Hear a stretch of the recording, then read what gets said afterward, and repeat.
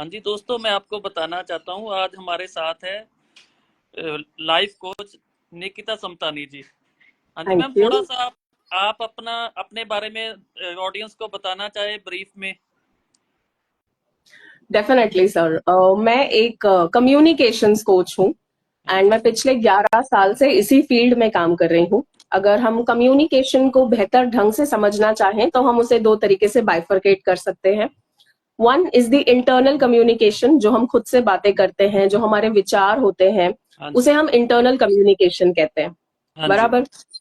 अब हमारे विचार जितने पॉजिटिव होंगे, जितने प्रोडक्टिव होंगे, उतना हमारे लिए अच्छा होगा, क्योंकि उससे हमारी पर्सनैलिटी में निखार आता है। हमारे एक्सटर्नल कम्युनिकेशन, जब हम दूसरों से बात करते हैं, उसमें निखार आता है, हम अपने आप को अच्छे से रिप्रेजेंट कर पाते हैं।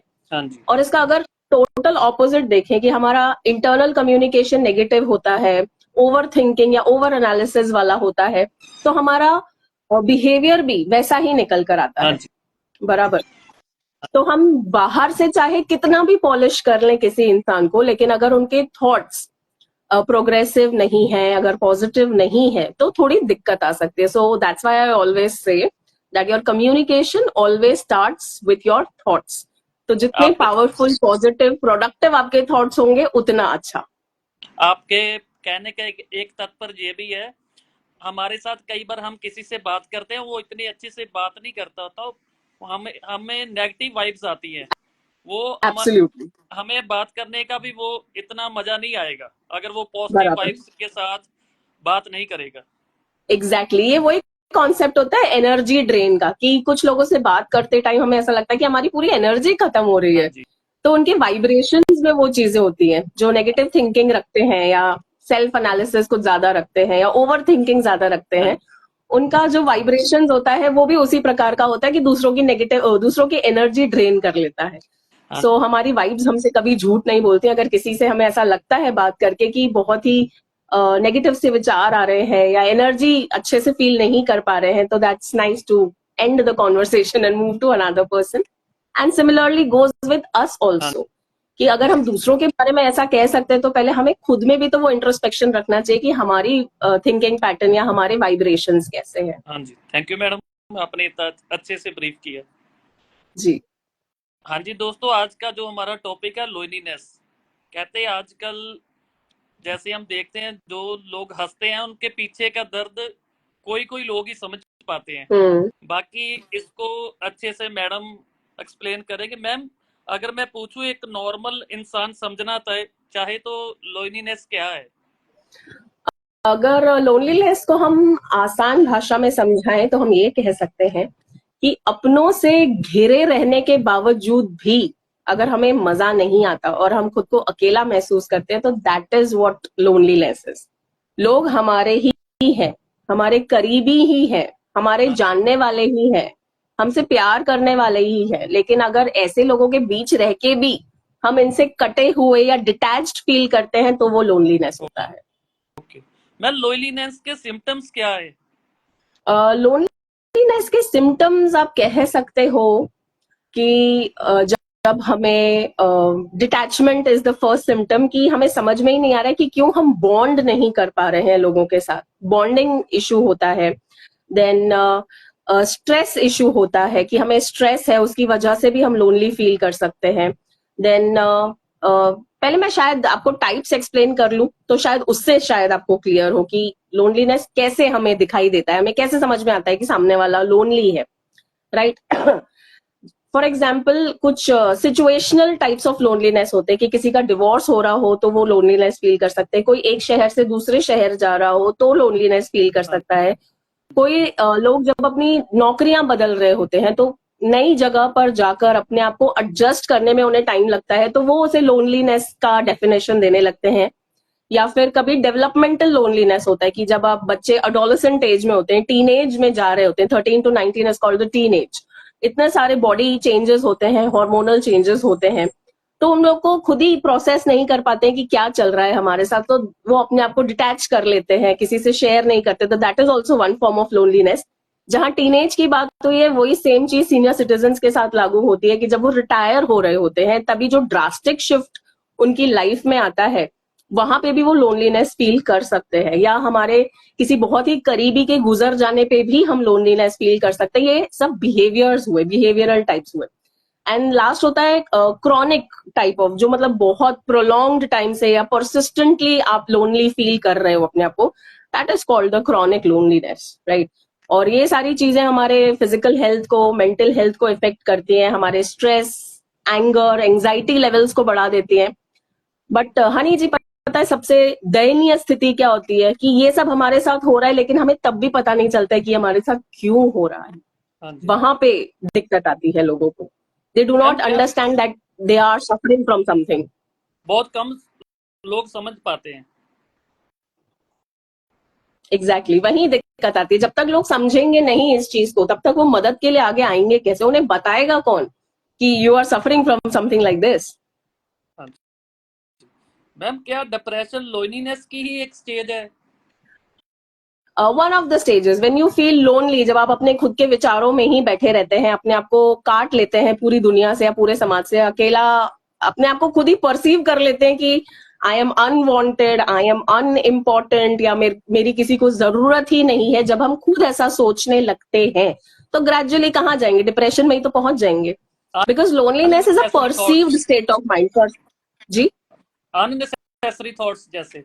अननेसेसरी थॉट्स, लाइक वही अभी जिससे मैंने शुरू की थी कि एक कहावत से समझाने की कोशिश करती हूँ।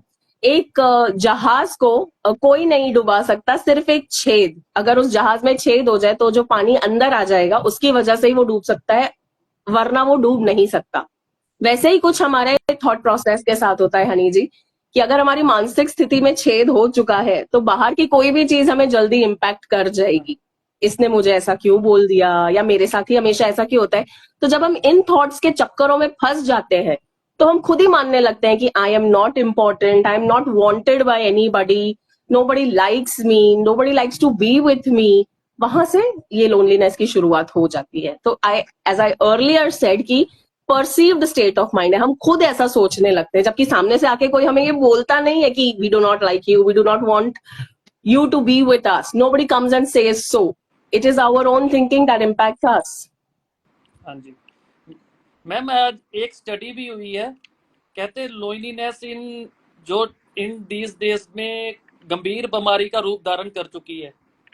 हम्म, एब्सोल्युटली। पता है ऐसा क्यों कहते हैं? चलो, अगर हमें प्रॉब्लम के बारे में पता होता है ना हनी जी, तो हम सोल्यूशन पे काम करते हैं। हमें पता है कि हमें क्या बीमारी है, तो हम वो दवाई खा लेते हैं। हाँ जी अभी लोनलीनेस के बारे में पता ही नहीं है लोगों को, that they are suffering from it. जब हाँ जी पता ही नहीं है, तो सॉल्व करोगे कैसे? दवाई खाओगे कैसे? हाँ जी दर्द हो रहा है सर में और खा रहे हो पेट दर्द की दवाई, तो सॉल्व थोड़ा ना होगा इशू। हाँ जी and again, it is related to mental health. Mental health का इतना बड़ा स्टिग्मा चलता है that nobody wants to accept कि हाँ, मेरे साथ कोई एक मानसिक प्रॉब्लम है। हाँ जी लाइक उनको ऐसा लगता है बहुत बड़ा क्वेश्चन मार्क लग जाएगा उनके ऊपर, या लोग क्या कहेंगे उनके बारे में। आधा प्रॉब्लम तो वही होता है।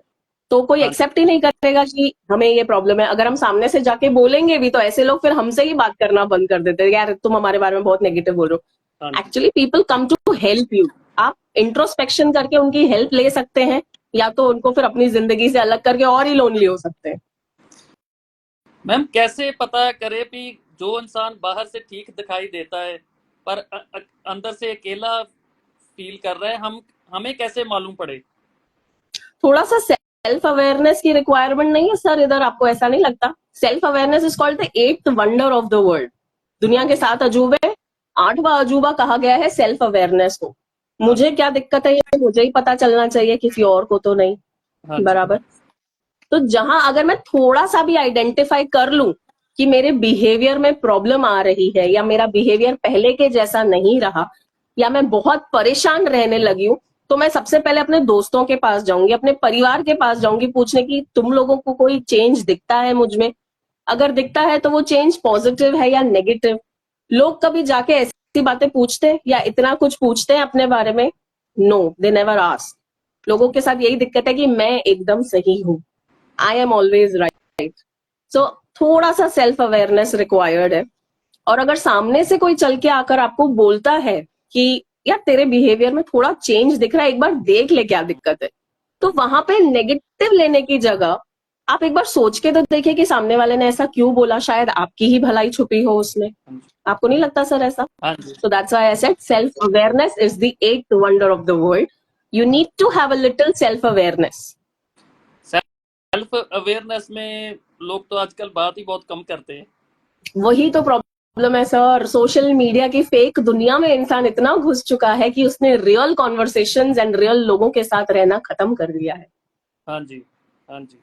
या मैम, जैसे एक केस हुआ था बॉलीवुड में सुशांत सिंह, वो जी वो अंदर से इतने अकेले थे कि अगर उन्होंने किसी अपने दोस्त को फोन किया, हम्म उनके दोस्त ने अनफॉर्चुनेटली वो कॉल मिस कर दी, जी उन्होंने फिर सुइसाइड कर दिया। एक ये भी प्रॉब्लम है, अगर कोई इंसान अकेला है, वो इस दुनिया में किसी को अपना दुख बताना चाहते हैं। आजकल लोग इतनी जल्दी सुनते भी नहीं, कुछ मजाक में डाल देते हैं बात, क्योंकि हर कोई इतना सीरियस पर्सन नहीं होता। आपको क्या हम्म लगता है इस बार? सर ये मैं हमेशा से कहती आई हूँ और जितने लोग अभी देख रहे हैं, मैं सबसे फिर से कहना चाहती हूँ कि हमारे लाइफ में एक ऐसा इंसान होना चाहिए जो नॉन जजमेंटल तरीके से हमें सुने, हाँ जी। ज्ञान नहीं दे, एडवाइस नहीं दे, या हमें सुधारने की कोशिश ना करे। हम जो उनसे कहना चाहते हैं बस वो एक बार सुन के खत्म कर ले, ऐसा एक नॉन जजमेंटल इंसान हम सबके पास होना चाहिए। हाँ जी। या तो वो फ्रेंड्स में से कोई हो सकता है, या कोई हमारे रिश्तेदारों में से, हमारे कजिन्स में से कोई हो सकता है, लेकिन होना जरूर चाहिए जिनके पास जाके हम अपने मन की बात, जिसको हम भड़ास कहते हैं, वो निकाल सके। हाँ जी। और अक्सर लोग क्या करते हैं, वो ये करते नहीं, क्योंकि वो फिर सोचने लगते हैं कि मैं अगर किसी को जाके अपनी बात बताऊंगा तो ये तो मुझे रोतलू समझने लगेंगे, या ये लोग ये समझने लगेंगे कि मैं तो हमेशा ही कुड़कुड़ करता हूँ या करती हूँ।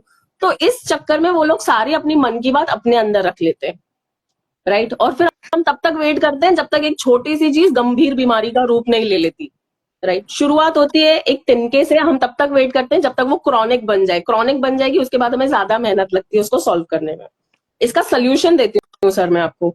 अगर ऐसा कोई लाइफ में इंसान नहीं है आपके पास, जरूरी नहीं है सबके पास हो, बराबर, चलिए एक अजम्पशन भी लेके चलते हैं कि सबके पास नहीं भी हो सकता है, तो राइट डाउन योर थॉट्स, जिसको हम जर्नलिंग कहते हैं। आपके मन में जितना भी ख्याल आ रहा है, चाहे वो आपको कितना ही परेशान क्यों ना कर रहा हो अंदर से, आप डायरी किसी पेपर पे वो लिख के अपने मन की भड़ास निकाल के खत्म कर लीजिए। इसमें कोई मेहनत तो है नहीं, जी। बट लोग वो करना नहीं चाहते। पता है क्यों? हाँ जी। क्योंकि हमारा दिमाग हमें यहाँ पे ट्रिक करता है। हमारे दिमाग के लिए सबसे इजी काम होता है ना, किसी की गॉसिप करना, किसी की बुराई करना, किसी की पीठ पीछे बोलना। इसमें दिमाग को मेहनत नहीं लगती। इसका उल्टा करके देखिए, दिमाग को बोलिए कि किसी को एक कॉम्प्लीमेंट दे के बताइए, किसी के बारे में कुछ अच्छा बोल के बताइए। अगर आप एक बुरी बात कह रहे हैं तो इसी बुरी के साथ साथ एक कोई अच्छी बात भी बता दीजिए उस इंसान में, वहां देखो इतनी मेहनत लगेगी ना दिमाग को कि वो करेगा ही नहीं वो काम। हाँ सो जी। दैट्स वाई जर्नलिंग, काफी लोगों को अपने थॉट्स जर्नल करने में इसीलिए दिक्कत आती है कि वो कहीं ना कहीं उस एक्टिविटी को पेन वाले बॉक्स में डाल देते हैं। हमारे दिमाग में एक पेन वाला बॉक्स होता है, एक प्लेजर वाला बॉक्स होता है। वो सारी चीजें जो हमें करनी अच्छी लगती है, हमारे दिमाग को वो प्लेजर वाले बॉक्स में बैठी रहती है। आहा, आज मैंने किसी की बुराई कर ली, मुझे बड़ा अच्छा लग रहा है, हाँ जी। राइट। और वहीं पे मैं 2-3 लाइनें लिखूं कि आज मुझे ऐसा लग रहा है, मेरा मन बड़ा खट्टा हो जा रहा है और मेरा दिन अच्छा नहीं जा रहा है, वहां पे दिमाग को लगेगी मेहनत, तो वो चीज करने ही नहीं देगा आपको। So that's why we always say that your emotions should not control you. You should control your हाँ emotions. जी। मैम, एक और बात है, जैसे लोनलीनेस कुछ लोग होते हैं अपने ऊपर हावी नहीं होने देते। हम्म वो अलीम जी एक जस्ट बात पे आते थे, वो पीएचडी कर रहे हैं, पीएचडी कंप्लीट हो जी गई है। जी वो बोलते हैं, कहते लोनली क्यों फील करना, सुबह उठो, किताबें पढ़ो, टीवी देखो, खाना खाओ, घूमने जाओ, अपना काम करो, रोटी खाओ और सो जाओ। yes exactly my point is कि हर दिक्कत, हर प्रॉब्लम की चाबी हमारे पास होती है, लेकिन वो चाबी हम खुद के पास ढूंढने की जगह बाकी पूरी दुनिया में जाके ढूंढ रहे होते हैं। हाँ जी। वो चाबी राइट हमारी जेब में ही पड़ी है कि क्या करने से मैं अपने आप को बचा सकती हूँ, या क्या करने से मेरे मन को अच्छा लगेगा। वो सारी चाबियां हमारी जेब में है, बट हम नहीं ढूंढते, बाहर जाके ढूंढ हाँ लेंगे। जी। तो इसीलिए मैम कई क्यों हाँ हावी होने देते हो आप? कुछ भी फिजिकल एक्टिविटी में इन्वॉल्व हो जाइए। You can take up different forms of exercises, you can join a book reading club, you can join human libraries, you can volunteer yourself, कोई community service में volunteer कर सकते हैं। ऐसे बहुत सारे तरीके होते हैं, आप एक बार शुरू तो करके देखो। हाँ जी।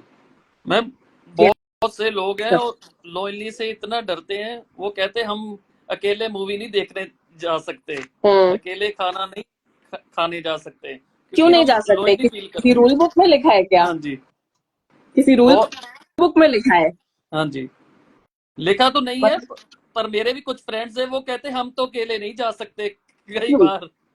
क्यों? अपने माइंड से उनको बोलिए, अपने माइंड को क्वेश्चन कीजिए। अगर आप ऐसा बोल रहे हो तो क्यों बोल रहे हो? क्यों अकेले नहीं जा सकते? उन्होंने एक बिलीफ बना लिया है अपना कि हम अकेले नहीं जा सकते, हमें किसी ना किसी की जरूरत है साथ में चलने के लिए। हाँ जी। तो इन बिलीफ को हम क्वेश्चन कर करके चेंज कर सकते हैं, राइट? हमने एक धारणा बनाई है ना, तो हमारे पास उस धारणा से रिलेटेड एक्सपीरियंसेस होंगे जिसकी वजह से हम ये कह रहे हैं कि हमें अकेले नहीं जाना है, हाँ जी। राइट? तो हमारे पास पॉजिटिव एक्सपीरियंस भी हो सकते हैं और नेगेटिव एक्सपीरियंस भी हो सकते हैं। वो कभी अकेले गए हों, अगर उनके साथ कुछ नेगेटिव हुआ हो, तब ये बात समझ में आती है कि वो बोले कि हमें अकेले नहीं जाना है।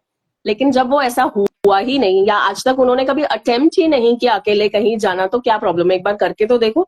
कॉन्फिडेंस लेवल अगर हाई ना हुआ ना, मतलब हाई यानी बड़ा नहीं ना कॉन्फिडेंस लेवल, तो फिर आप मुझे जरूर हाँ बताइएगा। जी।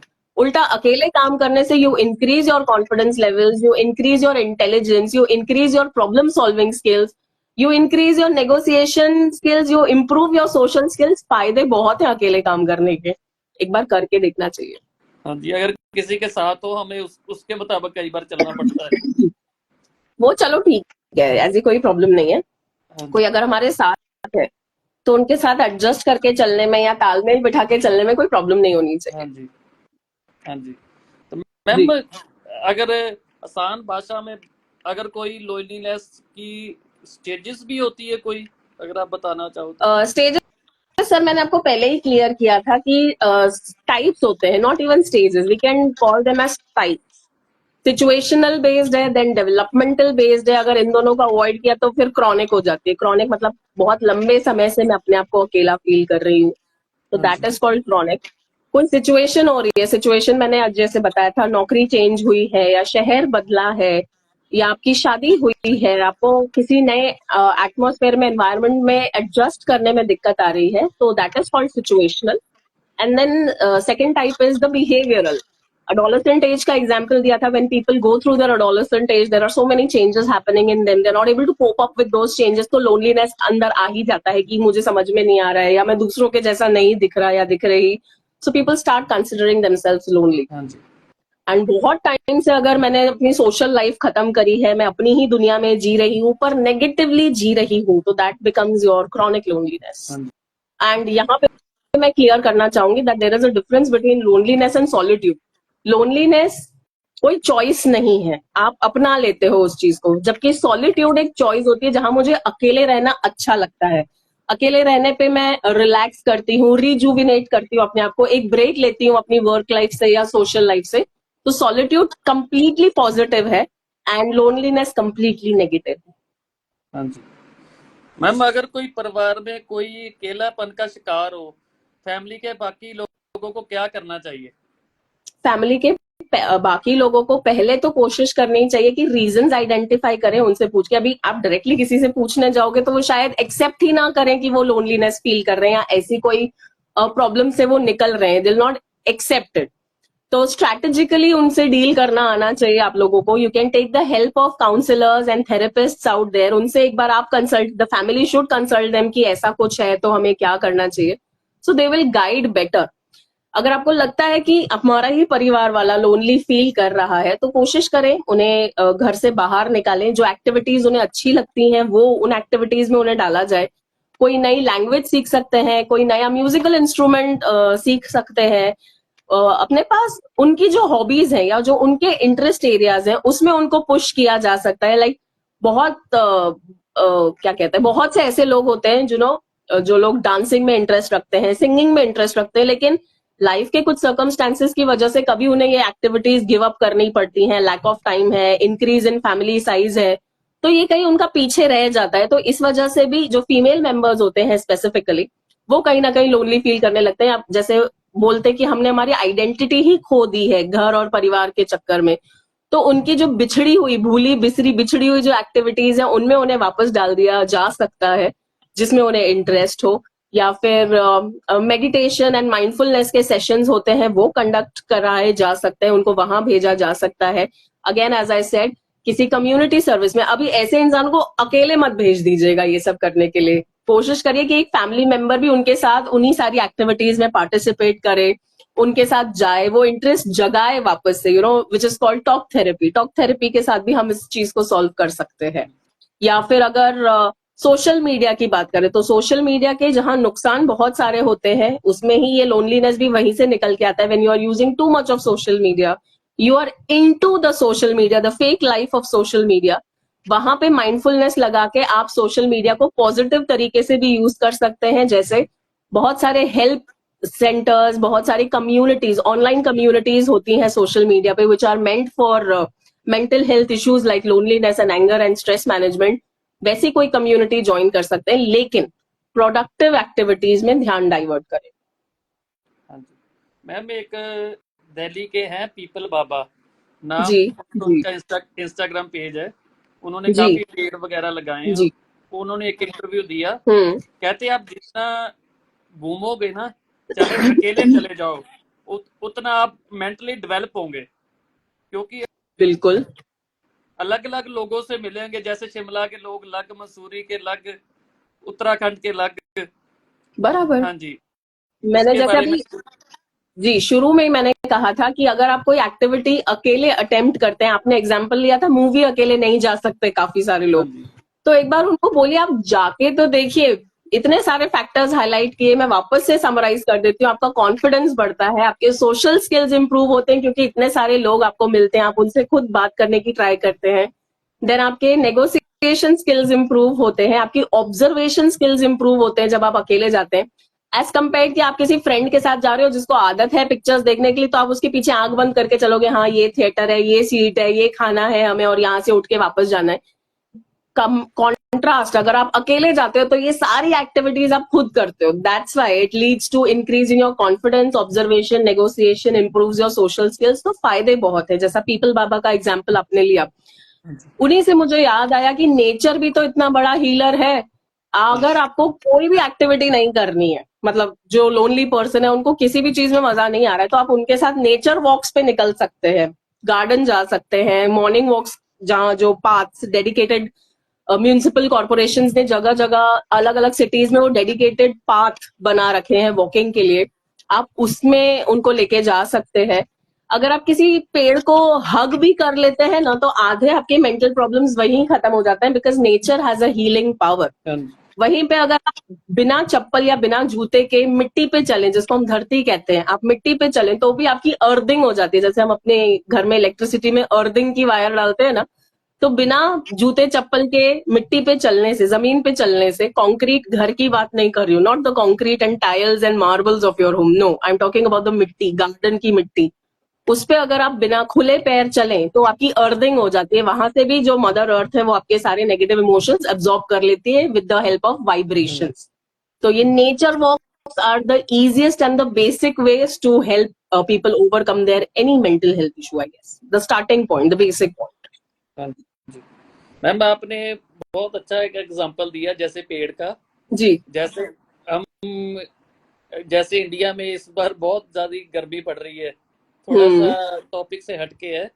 हमने जी पेड़ ही इतने काट दिए, वो कुदरत हमें सजा दे रही है, इसलिए 50 के आसपास टेम्परेचर पहुंच चुका है. हम जैसे बराबर. इसमें हिल स्टेशन में भागते भागते जाते हैं, कहते हैं खूबसूरती देखेंगे, नेचर देखेंगे, जहाँ जी पे हम उसका सत्यानाश कर रहे हैं. इस बारे में कुछ अपने व्यूज बताइए आप. इस बारे में सर मैं मेरे व्यूज जो दे पाऊंगी वो इंडिविजुअल लेवल पे दे पाऊंगी. अभी हाँ ये जी. पेड़ों का कटना, बिल्डिंग्स का बनना, कंक्रीट जंगल्स का खड़ा होना एक इंडिविजुअल के हाथ में है नहीं. इसमें हमारी जो इकोनॉमिक सिचुएशन है, जो हमारी गवर्नमेंट है, उसका बहुत बड़ा हाथ है इसमें. बट अभी ऐसा भी सुना जाता है कि जितने पेड़ काटे जा रहे हैं टू डेवलप बिल्डिंग्स और टू ब्रिंग अर्बनाइजेशन, उतने ही पेड़ कहीं ऐसे इलाके में भी लगाए जा रहे हैं जहां पे हम लगा सकते हैं और जो फ्यूचर में कटेंगे नहीं. Right.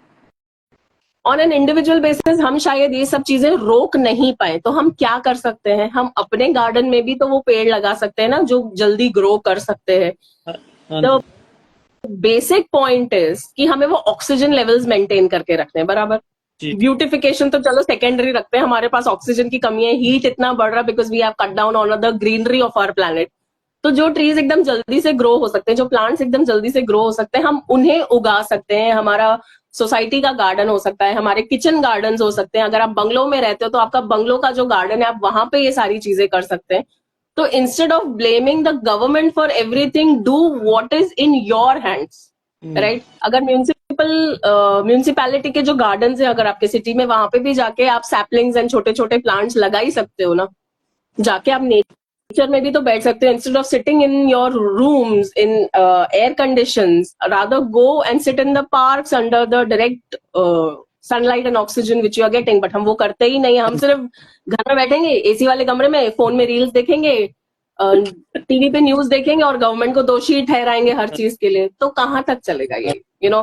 Charity begins at home अगर हम कहते हैं, तो ये हमें शुरुआत घर से नहीं करनी चाहिए कि पेड़ अगर हम देख रहे हैं कटते हुए, तो एक छोटा पेड़ हम अपने हिसाब से भी लगा ही सकते हाँ जी मैम, बहुत अच्छा हैं। व्यूज पर। और I don't think so majority of the population is doing that. तो अगर ये वीडियोस या बहुत सारे इन्फ्लुएंसर्स हैं जो इन चीजों पे फोकस करते हैं कि हमारी बात अगर हम कहते हैं तो बहुत बड़ी जनता तक अगर पहुंचती है, तो एक रिस्पॉन्सिबिलिटी के साथ हमें बात करनी चाहिए कि अगर आप कटते हुए पेड़ों से दुखी है, तो एक पेड़ आप खुद भी तो लगा ही सकते हैं। हाँ जी लगा के छोड़ना नहीं है, उसकी केयर भी करनी है। ऐसी जगह पे लगाइए जो गाय आके खा ना जाए उसे।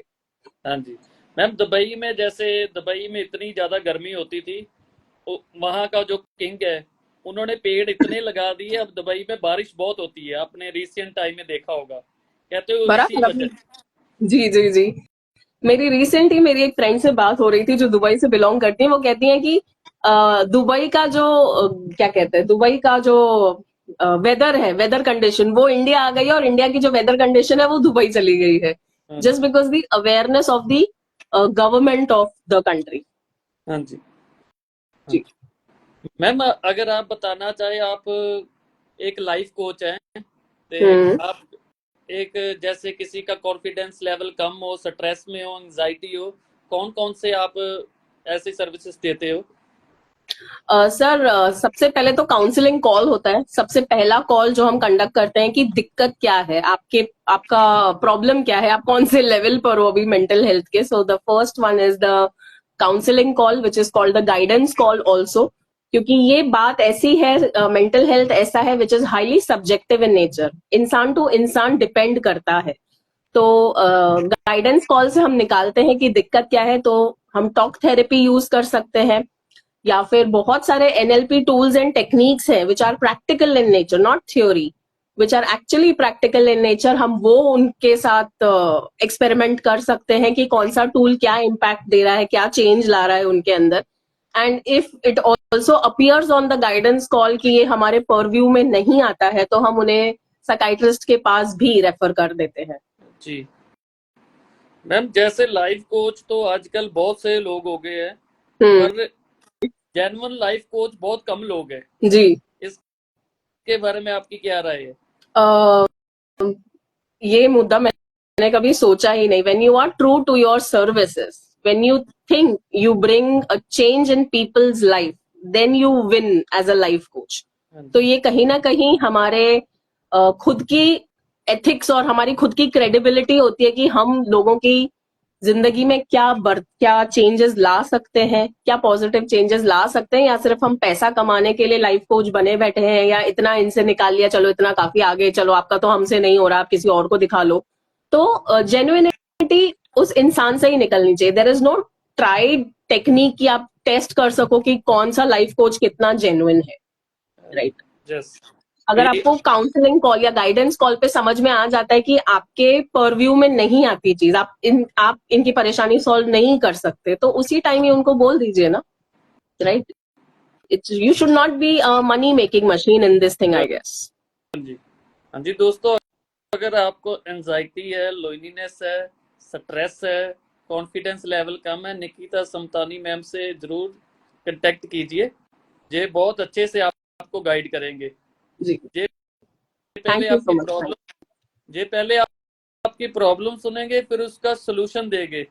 ये ऐसा नहीं कि सबसे पहले पैसे ही ले लेंगे। ये मैडम को एक बार आप डीएम भी कर सकते हैं उनकी आईडी में, आपको आपकी हर सोल्यूशन का ये हल दे सकते हैं। इनको एक्सपीरियंस भी है लास्ट 11 साल का, जो एक्सपीरियंस और लोगों की लाइफ को बेटर बनाने में बहुत सा काम आता है इनका एक्सपीरियंस। जी, लास्ट में हनी सर मैं इतना ही कहना चाहूंगी कि मदद मांगने से घबराइए मत। मदद मांगना एक अच्छी चीज होती है, उससे आप ही की भलाई होने वाली है। तो इंस्टेड ऑफ थिंकिंग नेगेटिव कि लोग मेरे बारे में क्या सोचेंगे, मुझे मेंटल हेल्थ पे हेल्प लेनी पड़ रही है, थिंक पॉजिटिव कि हेल्प लेने से मैं अपनी मेंटल हेल्थ बचा सकता हूँ या बचा सकती हूँ। हाँ जी मैम, कहते हैं ना सबसे बड़ा रोग क्या कहेंगे लोग, क्या कहेंगे लोग, ये है सारे, ये रोग खत्म ही नहीं हो रहा जिंदगी में लोगों की। लोग आपको Nevertheless, लोग have आपको the awareness which is called the eighth wonder of the world, and please help yourself. लोग आपको डीमोटिवेट करने वाले लोग लाइफ में बहुत मिलेंगे, पर मोटिवेट करने वाले लाइफ में लोग आपको बहुत कम मिलेंगे। अग्रीड।